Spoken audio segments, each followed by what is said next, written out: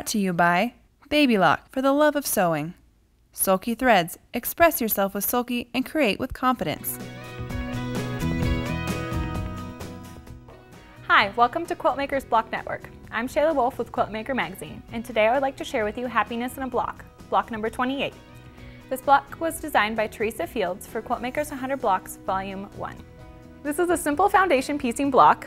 You will need 5 different units and the foundation papers. All the requirements are found on the right side of your screen. Make sure to cut your pieces so that they are large enough to cover the entire section.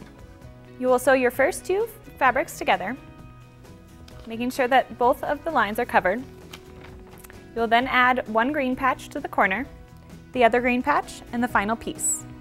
When you are done, you will trim up the entire piece along the seam allowance line, and voila, you have a very nice little unit.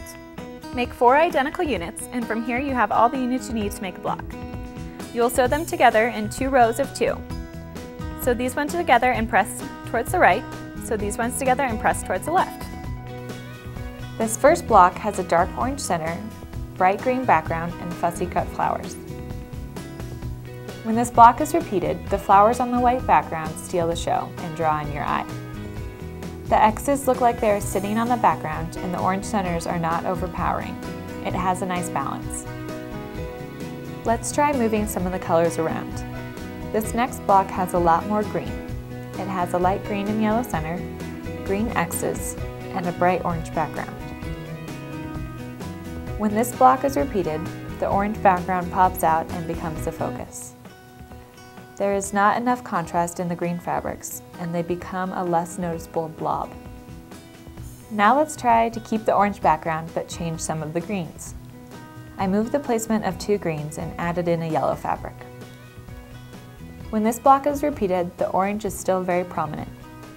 There is a little bit more interest in the X's across the quilt, but still not quite enough interest yet.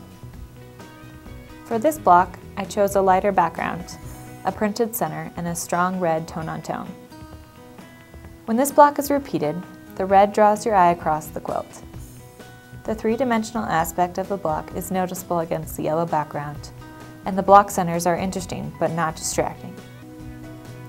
Changing the location of fabrics and colors in a block can change the look and feel of a finished quilt. Play with your fabrics and see which combinations you like best. You can find Happiness in a Block and 99 other amazing blocks in Quiltmaker's 100 Blocks, Volume 1. Thank you for joining me today, and tune in next time for Quiltmaker's Block Network. Hi, welcome to Quiltmaker's Block Network. I'm Shayla Wolf, editorial.